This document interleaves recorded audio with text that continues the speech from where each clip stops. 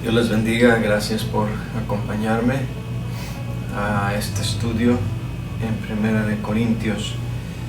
Estamos en el mensaje número 7 de la segunda serie y vamos a continuar en el capítulo 4. Y si quieren acompañarme en la lectura, voy a leer del versículo 6 al 14.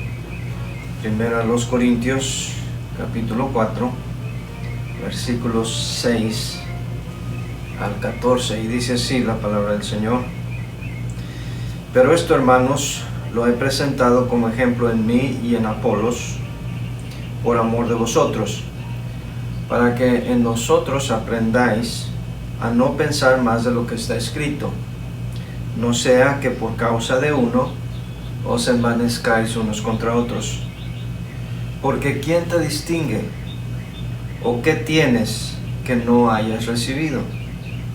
Y si lo recibiste, ¿por qué te glorías como si no lo hubieras recibido?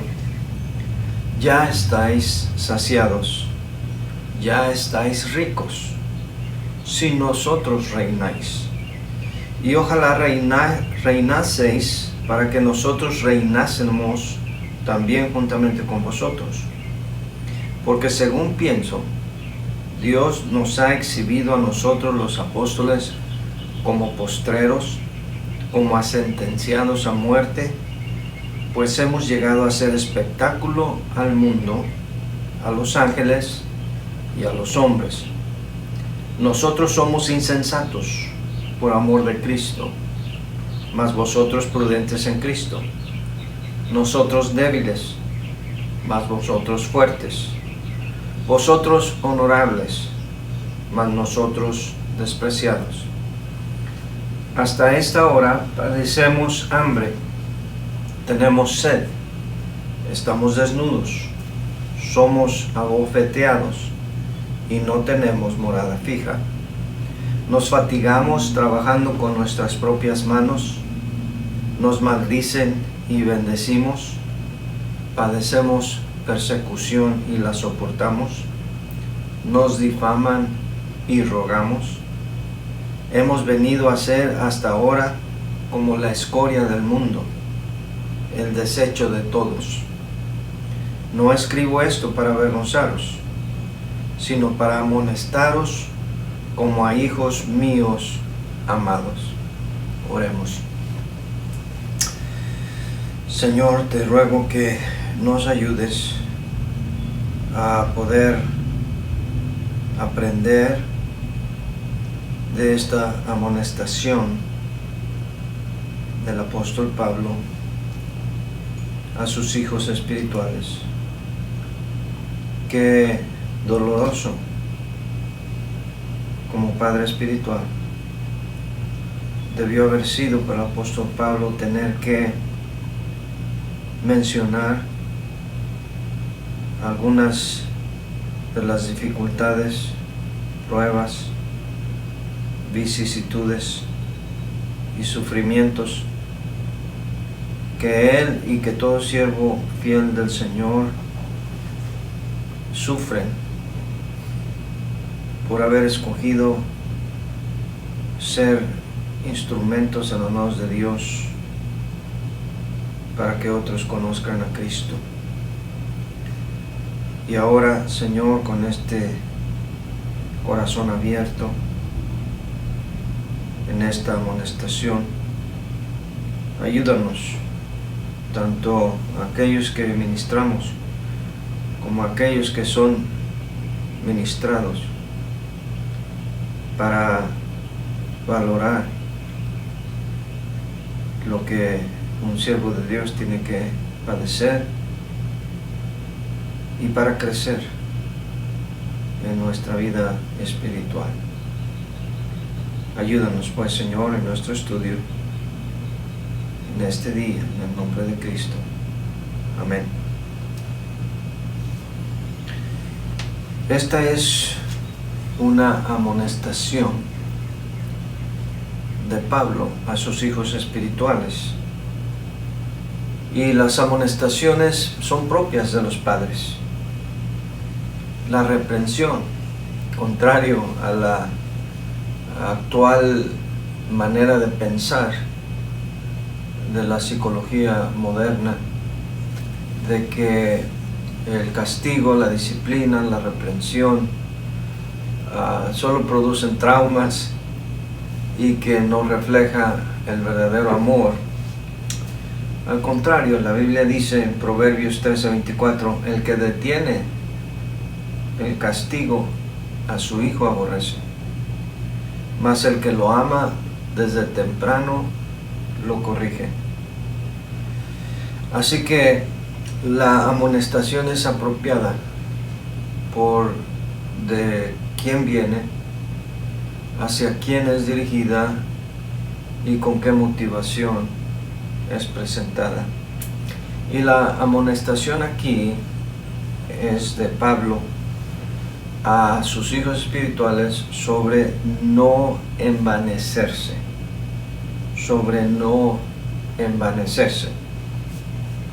Y hay diferentes enfoques que pudiéramos tomar al estudiar este pasaje, pero quiero en esta ocasión enfocarlo en este problema espiritual de los corintios, de envanecerse. Y en el siguiente estudio, con ayuda de Dios, le daremos otro enfoque desde el punto de vista de Pablo como administrador de los misterios de Dios, como predicador, como apóstol. Pero vamos a enfocarnos aquí en el problema carnal que tenían los corintios, y era de envanecerse. Entonces, en primer lugar, quiero mencionar que envanecerse contamina el alma. Envanecerse tiene que ver con la vanidad, y el pecado de la vanidad, como cualquier otro, contamina el alma. Note que en el versículo 6 dice, hacia el final, no sea que por causa de uno os envanezcáis unos contra otros. La vanidad comienza con uno, y si no se detiene, se esparce y contamina a otros. Y vamos a hablar de eso más adelante. Pero contamina al alma. La vanidad no le permitía, en este caso, a los corintios, no les permitía ver su posesión. Y hablamos de esto en el capítulo 3, versículos 21 y 22. Les dice Pablo, así que ninguno se gloríe en los hombres, porque todo es vuestro. Sea Pablo, sea Apolo, sea Cefas, sea el mundo, sea la vida, sea la muerte, sea lo presente, sea lo porvenir, todo es vuestro. ¿Qué mejor posesión que la vida espiritual, que la vida eterna, que ser hijo de Dios, pertenecer a la familia de Dios, tener su futuro eterno asegurado? Pero en su carnalidad los corintios no valoraban eso. Se envanecían, estaban gloriándose en los hombres. Pareciera que era más importante pertenecer a Pablo o a Apolos o a Cefas que pertenecer a Cristo, y ellos mismos ser herederos de la vida eterna. Así que ahora está entrando Pablo a pisar los callos. Esta es una de las razones por las que tiene que escribir esta epístola. Su envanecimiento había contaminado, había causado graves problemas en la iglesia de Corinto.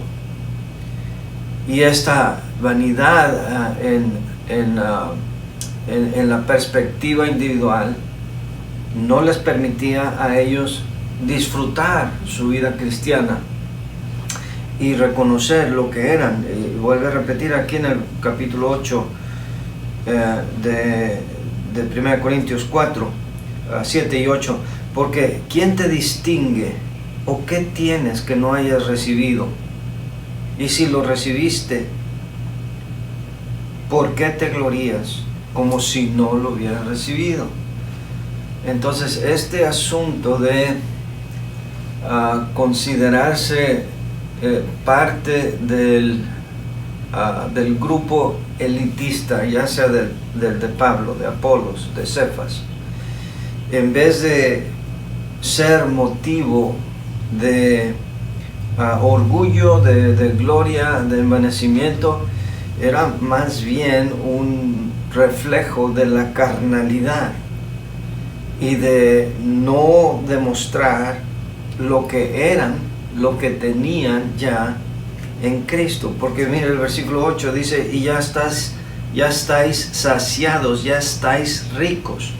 Y luego Pablo habla en forma sarcástica, pero a la vez literal. Dice, si nosotros reináis, y ojalá reinaseis, para que nosotros reinásemos también juntamente con vosotros. Porque él, como un padre, se sentiría feliz, se sentiría satisfecho de los logros de sus hijos. En este caso los logros serían espirituales, ver la madurez, ver la congruencia, ver el avance, el progreso en su vida cristiana, de tal manera que estas cosas que los hombres consideran importantes y significativas en su vida sean vistas desde la perspectiva de la eternidad. En el cielo no va a importar qué tan grande era tu cuenta de banco, qué marca de carro conducías, qué marca de ropa vestías. Ninguna de esas cosas serán relevantes, porque todo eso se queda aquí en la tierra, incluyendo las divisiones, el sectarismo de a quién pertenezco yo, quién me ganó para Cristo. Todo eso era absoluta vanidad. Y Pablo lo reprende diciendo, ¿por qué te glorías? ¿Por qué te glorías como si no lo hubieras recibido? Uno no lo ve, pero normalmente en las actitudes de inmadurez, de carnalidad, no nos damos cuenta que estamos pisoteando, estamos menospreciando lo que realmente vale la pena por lo que no vale la pena. Estamos menospreciando y no valorando completamente lo que realmente tiene mayor significado, lo eterno, lo permanente, lo sublime, y lo sacrificamos en el altar de lo temporal, de lo perecedero, de lo que delante del Señor realmente no vale la pena. El hombre pelea por lo que no tiene y le impide disfrutar lo que sí tiene. Y eso lo notamos, ¿verdad?, en la actitud de los niños. Los padres erróneamente a veces compramos dos juguetes del mismo cuando hay dos niños en la familia que se pelean por el mismo juguete. Y esta es la manera de resolver el problema. El problema no es el juguete, padres, el problema es el corazón del niño. Porque después de que los padres le compran el mismo juguete a cada uno de sus niños, después van a ver que esos dos juguetes van a quedar en el suelo, tirados, abandonados, y se van a estar peleando por otro juguete diferente. Entonces algo parecido y ridículo realmente es el problema que estaba tratando de resolver Pablo en el corazón de los corintios. Su alma estaba contaminada, y estar contaminada, estando contaminada el alma, uno no puede disfrutar de las bendiciones del Señor. Por eso Pablo recordaba en Filipenses 4 respecto a la actitud de madurez en cuanto a estar gozosos en la vida cristiana, cuando dice regocijaos en el Señor siempre, y otra vez os digo regocijaos. Y luego más adelante dice que en vez de estar afanados, que mejor presentemos nuestras peticiones delante de Dios el Padre, porque pareciera que las preocupaciones o los afanes de esta vida, como en nuestros tiempos modernos, afligían también al cristiano en los tiempos del apóstol Pablo. Y luego en el versículo 8, ahí en Filipenses 4, dice: por lo demás, hermanos, todo lo puro, todo lo honesto, todo lo que es de buen nombre, si hay algo digno de alabanza, en esto pensad. Y ustedes conocen el pasaje. Entonces aquí la contaminación que había llegado al alma de los corintios por causa de la vanidad les impedía disfrutar de estos valores espirituales de mayor importancia en su vida. Este envanecimiento no solamente contamina el alma, sino también contamina el cuerpo. Y al cuerpo aquí me refiero al cuerpo de Cristo. Otra vez en el versículo 6 dice: no sea que por causa de uno os envanezcáis unos contra otros. Sí, el problema del pecado, que nosotros o no nos queremos dar cuenta, o a propósito queremos descuidar y fingir como que no existe, es que el pecado siempre afecta a otros. Yo he hablado con personas que dicen que por ejemplo, tomar en su casa, en la privacidad de su hogar, eso no perjudica a nadie. O jugar a la lotería, que es gastar dinero en la lotería oficial del gobierno, que no lastima a nadie, que eso es un entretenimiento personal, nada más es un gusto gastar ese dinero, pero no afecta a nadie. Pero todo pecado no solamente afecta al alma, lo afecta a uno personalmente, sino que afecta a todos los demás. Y no entrar en detalles en cómo afecta el alcoholismo, o tomar en privado, como dicen estas personas, o jugar en la lotería y desperdiciar su dinero en ello, porque hay muchas implicaciones. Pero vamos a enfocar mejor aquí en este problema de los corintios, cómo afectaba el cuerpo de Cristo. Mire, tenemos la exhortación en Hebreos 12:15: mirad bien, no sea que alguno deje de alcanzar la gracia de Dios, que brotando alguna raíz de amargura os estorbe y por ella muchos sean contaminados. Aunque ahí el autor de Hebreos está hablando de la raíz de amargura, dice por ella muchos son contaminados. Aquí mismo en 1 Corintios capítulo 5 versículo 6, otra vez atacando los problemas que había en la iglesia de Corinto, Pablo dice: no es buena vuestra jactancia. A través de todo el libro de 1 Corintios, el problema sigue siendo el mismo: gloriarse, envanecerse, jactarse. Y luego añade ahí 1 Corintios 5:6: ¿no sabéis que un poco de levadura leuda toda la masa?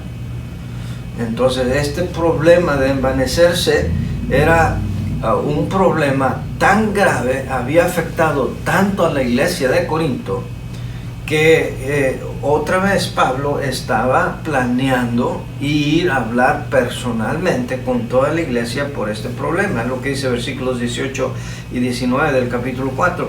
Mas algunos están envanecidos, como si yo nunca hubiese de ir a vosotros. Pero iré pronto a vosotros, si el Señor quiere, y conoceré no las palabras, sino el poder de los que andan envanecidos. O sea que no solamente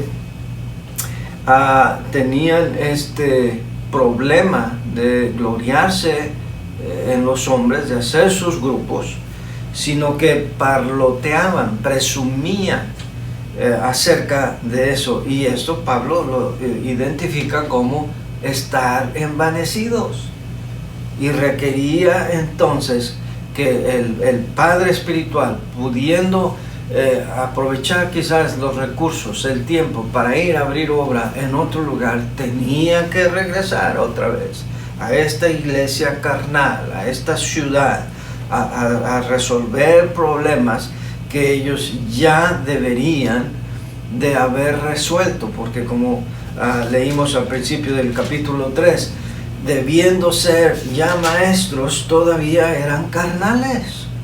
No parecía que dieran muestras de crecer espiritualmente. Y esto es una amonestación a todos nosotros. En la iglesia, o tú vas a ser un bloque de construcción que ayuda a que la iglesia de Cristo, que somos nosotros, crezca, se edifique, avance, o seas tú el bloque, el ladrillo defectuoso que tiene que venir a reparar el albañil maestro para que pueda continuar la construcción, porque sin ello no va a poder avanzar. Y desafortunadamente así pasa en la mayoría de las iglesias. En vez de que seamos nosotros instrumentos para que la iglesia de Dios crezca, avance, que la obra de Dios progrese, que el evangelio sea publicado y predicado a más, estamos nosotros todavía arropados en nuestras actitudes infantiles, en las que todavía nos tienen que venir a cambiar de pañal, a dar unas nalgadas, a alimentarnos con leche espiritual, porque todavía no alcanzamos la madurez. Todo lo que tenemos que ver, hermanos, pensando en cómo podría yo ilustrar esto, de cómo un pequeñito problema afecta a veces a toda una familia, a toda una iglesia, a toda una nación. Qué mejor ejemplo de lo que estamos padeciendo con el coronavirus. Hoy es el 3 de junio del 2020.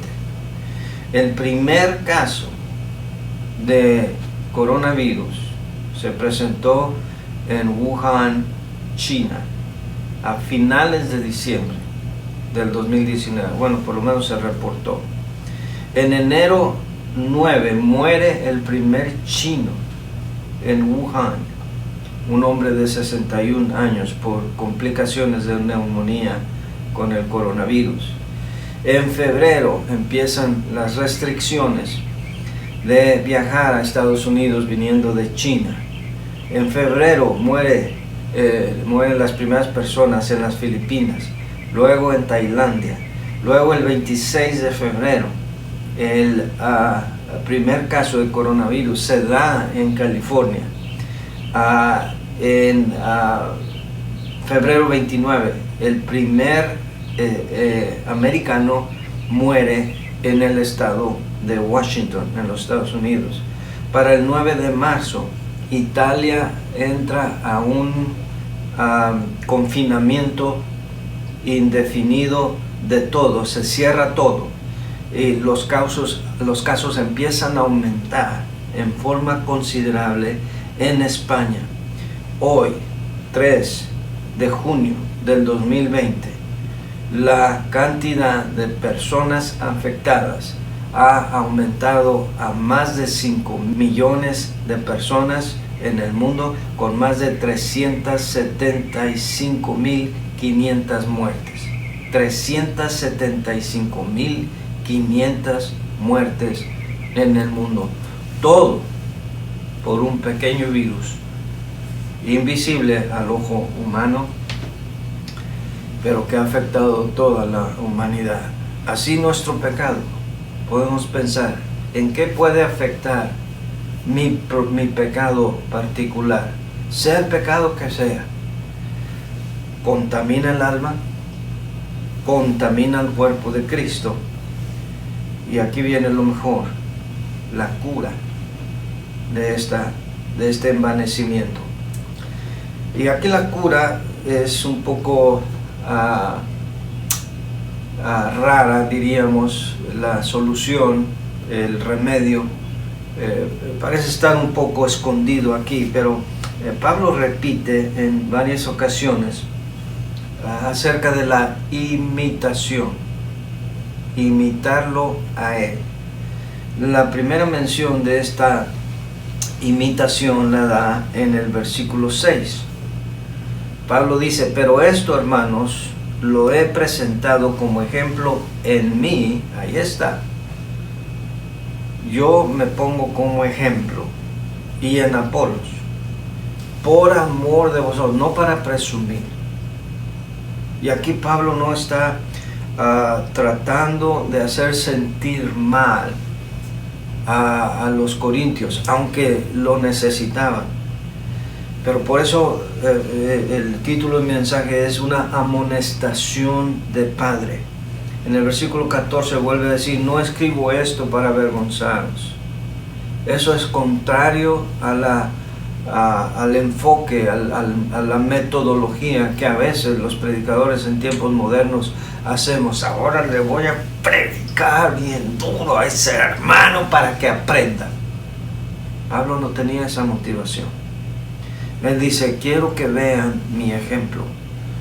Y hay diferentes aspectos del ejemplo de Pablo que vale la pena señalar aquí para resolver este problema, para erradicar este cáncer que tenía contaminada la iglesia de Corinto, el cáncer de la vanidad, del envanecimiento.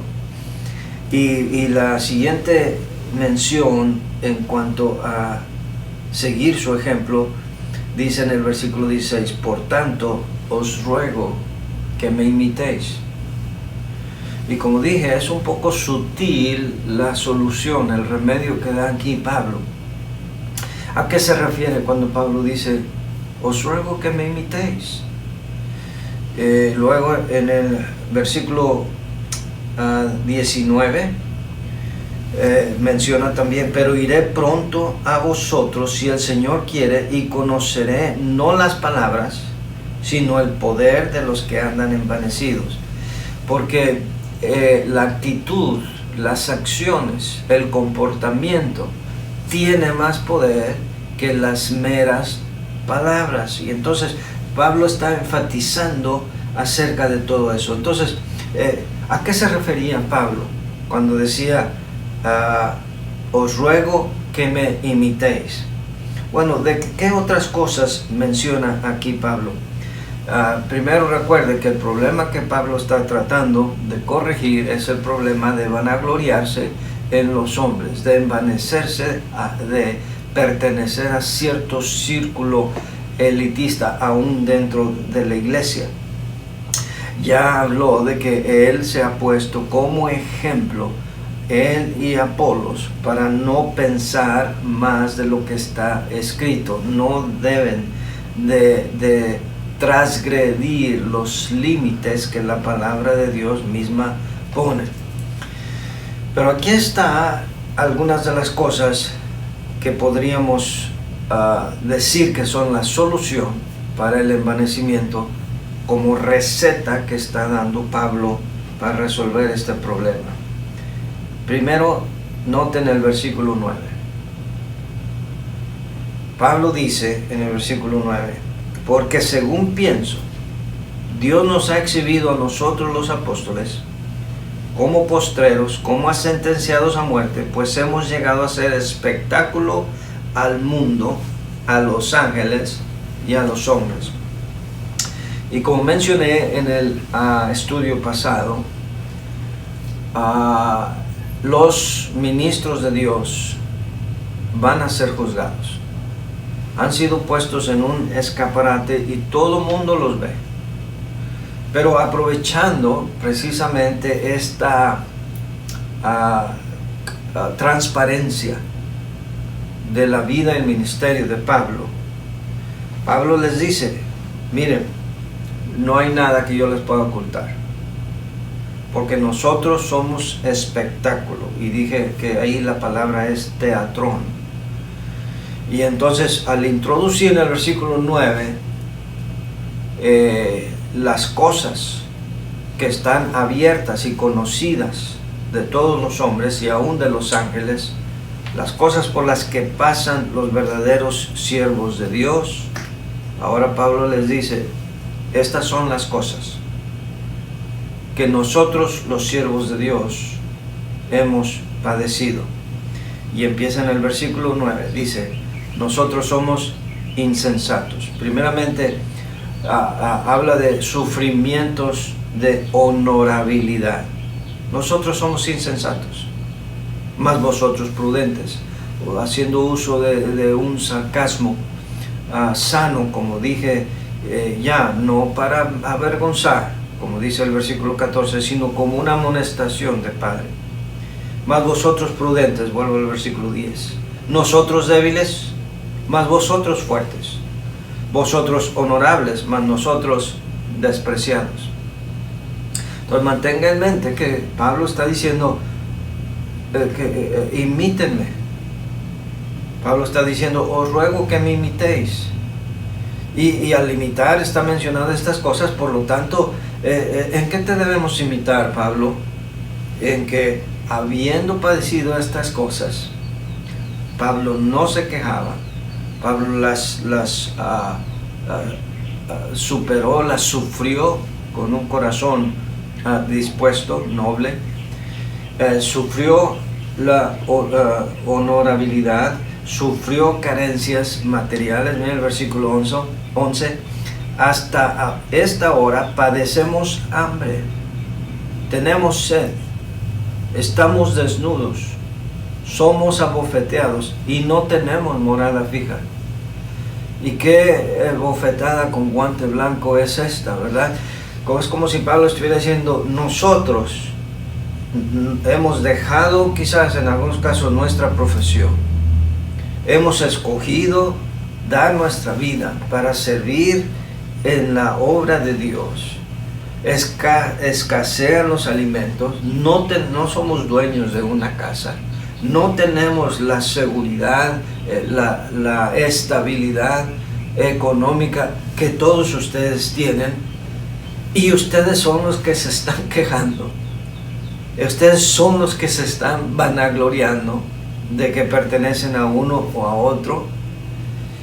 En el versículo 12 habla de los sufrimientos de la fatiga de la labor. Dice, nos fatigamos trabajando con nuestras propias manos, nos maldicen y bendecimos, padecemos persecución y la soportamos. Sufrimientos de reputación, versículo 13, nos difaman y rogamos. Hemos venido a ser hasta ahora como la escoria del mundo, el desecho de todos. Entonces Pablo está presentando todo esto como la solución al envanecimiento. Miren, hermanos, ustedes no han tenido que padecer todas estas cosas, pero Dios ha hecho que sus siervos, y él como apóstol dice que nosotros los apóstoles seamos un espectáculo, seamos una exhibición al mundo, a los ángeles y a los hombres. Pero por favor, llega al versículo 14 y dice, no lo tomen esto como regaño, no lo digo esto para avergonzaros, sino para amonestaros como a hijos amados. Esta es una amonestación de un padre a sus hijos espirituales. Ellos estaban llenos de bendiciones.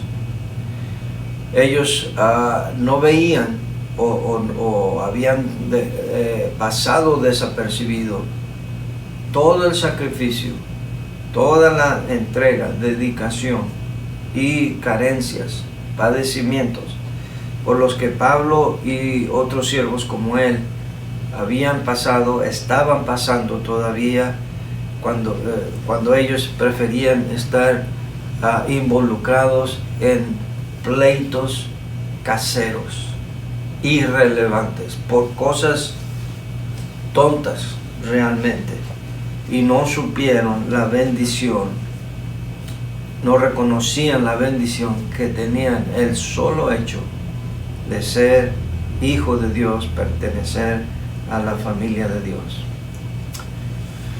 Hace muchos años, en un pueblo donde había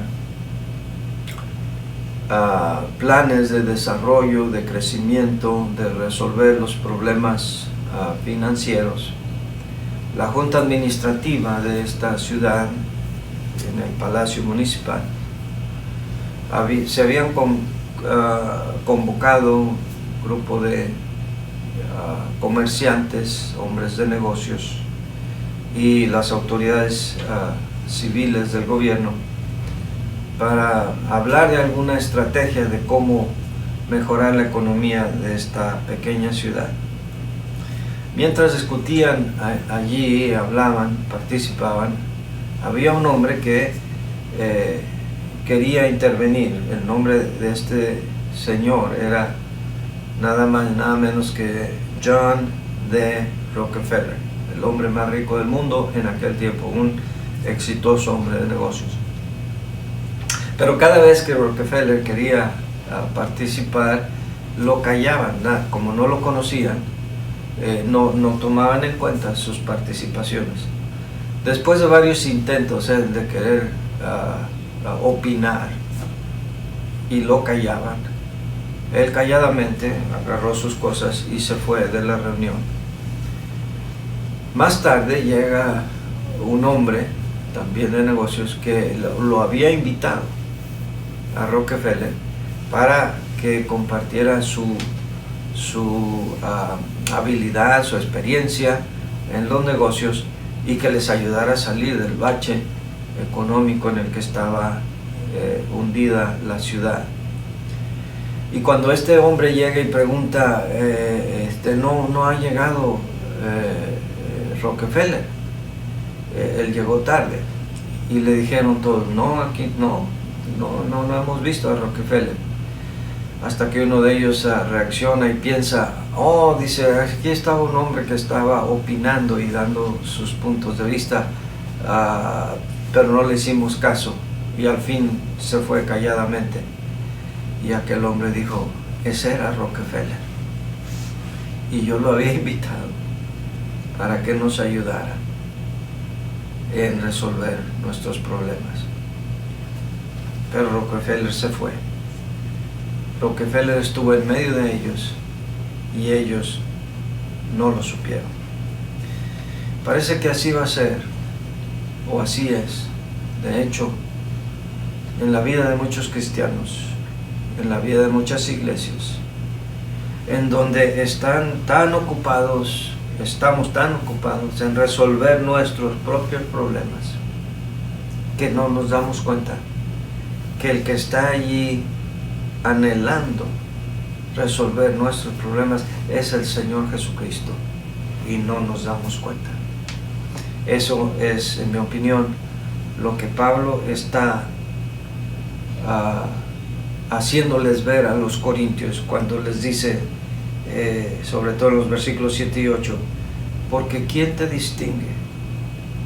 Porque, ¿o qué tienes que no hayas recibido? Y si lo recibiste, ¿por qué te glorías como si no lo hubieras recibido? Ya estáis saciados, ya estáis ricos. Si nosotros reináis y ojalá reinaseis para que nosotros reinásemos también juntamente con vosotros. Pero esto os digo, como lo dice en el versículo 14, no para avergonzaros, sino para amonestaros como Padre. Que Dios nos dé el corazón dispuesto para recibir las amonestaciones que Dios nos da a través de su palabra, a través de sus siervos, para que nos ayude a crecer espiritualmente y para que la obra de Dios, donde quiera que Dios nos haya puesto, crezca, prospere, para la honra y gloria de Cristo. Dios le bendiga.